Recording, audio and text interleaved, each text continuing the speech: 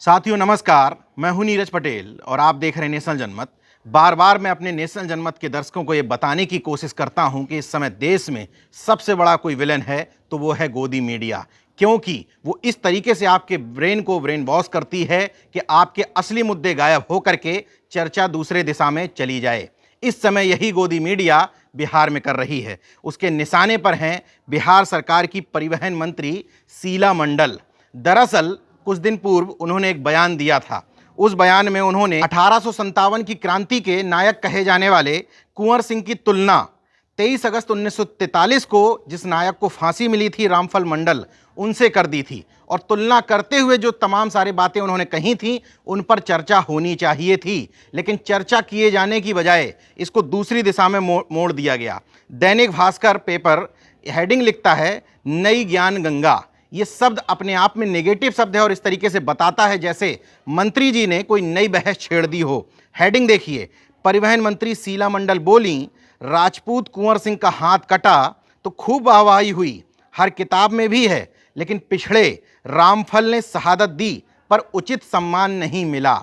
Media में बहस इस बात को लेकर के होनी चाहिए थी कि 23 अगस्त 1943 को जिस व्यक्ति ने देश की आज़ादी के लिए शहादत दी थी, जिसको फांसी लगी थी, वो रामफल मंडल कौन थे, उनका परिवार आज किस हालात में है, रामफल मंडल को उचित सम्मान क्यों नहीं मिला। सरकार से उनको सम्मान दिलाने के लिए कोशिश होनी चाहिए थी, लेकिन मीडिया ने बहस दूसरी दिशा में छोड़ दी और परिवहन मंत्री शीला मंडल को विलेन की तरह साबित कर दिया। अकेले दैनिक भास्कर नहीं, एबीपी न्यूज की हेडिंग देखिए, बिहार विवादों में घिरी नीतीश सरकार की मंत्री शीला मंडल, वीर कुंवर सिंह को लेकर दिया था विवादित बयान। इसी तरह की रिपोर्टिंग अन्य मीडिया हाउसेस ने भी की है। कुंवर सिंह के विवादित बयान को इस तौर पर दिखाने की कोशिश की गई कि कुंवर सिंह की जाति को लेकर के उनको अपना मानने वाले लोग भड़क उठे और उन्होंने शीला मंडल का पुतला फूंकने की कवायद पूरे बिहार में शुरू कर दी। मतलब बहस एक सार्थक रूप में शुरू की जानी चाहिए थी। इस बात पर बहस होनी चाहिए थी कि इतिहासकारों ने तमाम सारे वंचित वर्ग से आने वाले नायकों को छोड़ करके उनका इतिहास क्यों नहीं लिखा। इतिहास में तमाम सारे लोग वो लोग जगह बनाने में सफल रहे, जिनके काम तो रहे, लेकिन कहीं ना कहीं जाति में वो लोग उच्च पायदान पर बैठे रहे। शीला मंडल ने जो पूरा बयान दिया था उसमें कहीं भी बयान में ऐसा नहीं था कि वो कुंवर सिंह का विरोध कर रही हो या कुंवर सिंह का अपमान कर रही हो, लेकिन उनके बयान को इस गोदी मीडिया ने उसी तरीके से प्रेजेंट करने की कोशिश की। मथुरापुर में एक कार्यक्रम में पहुंची शीला मंडल ने जो कहा था, उनका कहने का मतलब ये था, जो वीर कुंवर सिंह हैं राजपूतों के, हम देख रहे हैं कि उनका हाथ कटा तो उनको वाहवाही मिल गई, जो हर किताब में है, बच्चा बच्चा जानता है, लेकिन हमारे शहीद रामफल मंडल जिन्होंने अपनी जान की बलि दी, जिन्होंने देश समाज का जितना सम्मान मिलना चाहिए था उन्हें नहीं मिला। यही दूसरे वर्गों के होते तो इनका सब बाल बच्चा लोग बड़ा बड़ा पदाधिकारी होता, बड़ा बड़ा राजनीतिज्ञ होता। हमेशा से ऐसा होता आया है। शास्त्र में भी अति पिछड़ों के गुणों को दबाया जाता है, दूसरे वर्ग के कम गुणी को उजागर कर समाज में व्यंजन की तरह परोसा जाता है। शीला मंडल ने जो बातें कही थी उन बातों को बढ़ा करके उन पर चर्चा की जानी निश्चित तौर पर चाहिए थी, लेकिन नेगेटिव सेंस के तौर पर नहीं। हो सकता है शीला मंडल ने जो बात कही वो कुंवर सिंह को मानने वाले लोगों को नागवार गुजरी हो, लेकिन मीडिया को इसमें यह भूमिका अदा करनी चाहिए थी कि एक तरफ आप इस तौर पर आलोचना करते, मुझे कोई विरोध नहीं है, लेकिन इस बात को भी बढ़ा चढ़ा करके पेश किया जाना चाहिए था कि आखिर वो रामफल मंडल कौन थे जिनके घर पर पहुंची शीला मंडल को इतनी तकलीफ हुई कि उन्होंने कहा कि आज इनके घर वाले इस तरह के हालात में हैं कि अगर सरकार इनकी सुध नहीं लेती है तो वो अपनी व्यक्तिगत निधि से, यानी कि विधायक निधि से, इनके परिवार वालों के लिए सुविधा मुहैया उपलब्ध कराएंगी।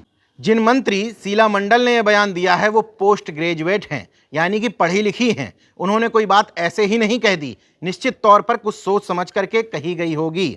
जनता दल यूनाइटेड से मधुबनी जिले के फूलपरास विधानसभा से विधायक चुनी गई हैं पहली बार। इनको मंत्रिमंडल में कैबिनेट मंत्री बनाया गया है। इसका मतलब नीतीश कुमार इनकी महत्ता को अच्छी तरीके से समझते होंगे।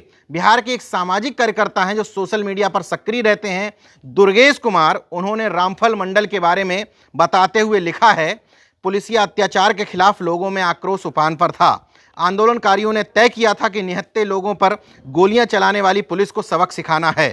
तारीख तय हुई 24 अगस्त 1942, स्थान बाजपट्टी चौक। नियत तिथि को सैकड़ों आंदोलनकारी लाठी डंडे भाला लेकर देसी हथियारों के साथ प्रदर्शन के लिए जमा हुए, लेकिन लोगों के आक्रोश की जानकारी जब दरोगा को हुई तो वह नहीं आया। सीतामढ़ी के एसडीओ, एक हवलदार, 2 सिपाहियों के साथ बाजपट्टी चौक भेज दिए गए। प्रदर्शनकारियों को रोकने की कोशिश की जाने लगी, धमकी देने की कोशिश हुई, लेकिन उनकी एक न चली।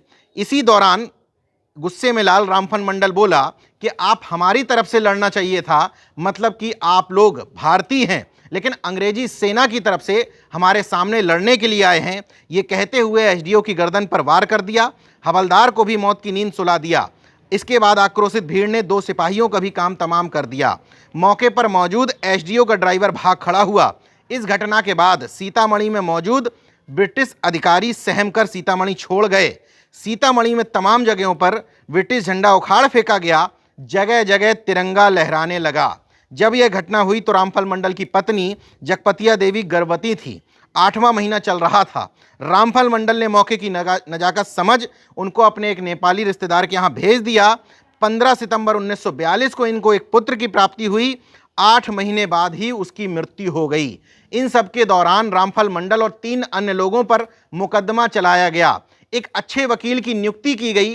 रामफल मंडल को समझाया गया कि आपको कोर्ट के सामने कहना है कि भीड़ में किसने मार दिया, हमें पता नहीं है।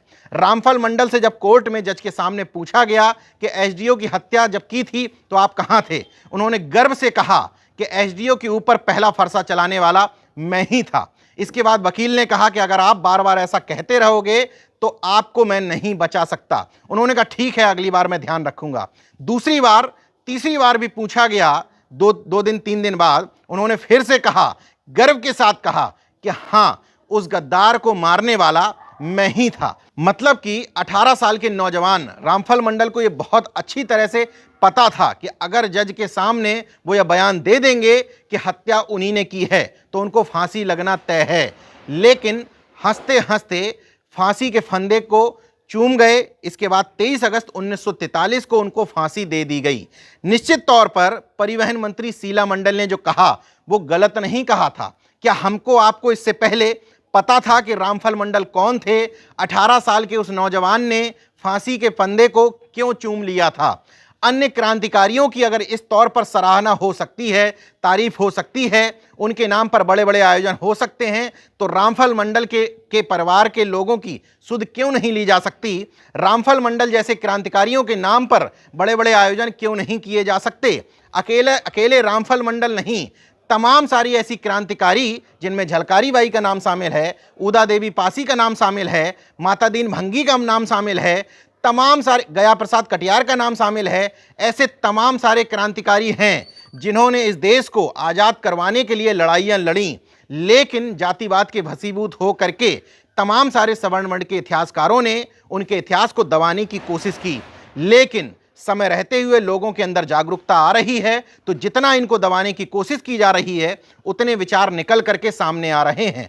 चाहे बौद्ध धर्म की बात हो, सम्राट अशोक की बात हो, चंद्रगुप्त मौर्य की बात, उनके अवशेषों को जितना दबाने की कोशिश की गई उतने ही अवशेष आज खुदाई में निकल करके सामने आ रहे हैं। मतलब विचारों को और विचारधारा को दबाया नहीं जा सकता, लेकिन आपको आंख कान खोले रखना है, क्योंकि ये गोदी मीडिया, ये दलाल मीडिया सबसे ज़्यादा आपके मुद्दों को डाइवर्ट करने की कोशिश कर रही है। मैं फिर से इस बात को रिपीट करता हूं कि मुद्दों पर बहस इस बात को लेकर के होनी चाहिए थी कि देश के तमाम सारे स्वतंत्रता संग्राम सेनानियों को, देश के तमाम सारे वंचित वर्ग के नायकों को जो सम्मान मिलना चाहिए था वो क्यों नहीं मिला, उनके नाम को गुमनामी में दबा क्यों दिया गया।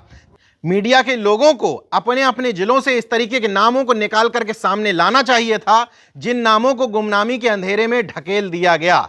लेकिन मीडिया तो कॉर्पोरेट मीडिया ठहरी। उसने शीला मंडल को विलेन बनाया। नीतीश कुमार की त्योरियां चढ़ गईं, उनको लगा कि राजपूत समाज उनसे नाराज हो जाएगा।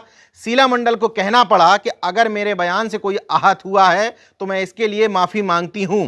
लेकिन फिर भी उन्होंने कहा कि रामफल वाले मंडल को लेकर जो बयान दिया था उस पर वो अभी भी कायम है।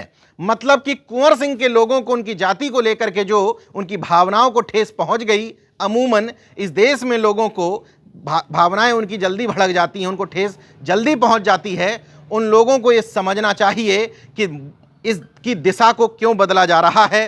कुंवर सिंह का जो सम्मान है वो मेरी नज़र में भी है, आपकी नज़र में भी है। हम सिर्फ इतना चाहते हैं कि रामफल मंडल जैसे नायकों का सम्मान बिल्कुल होना चाहिए।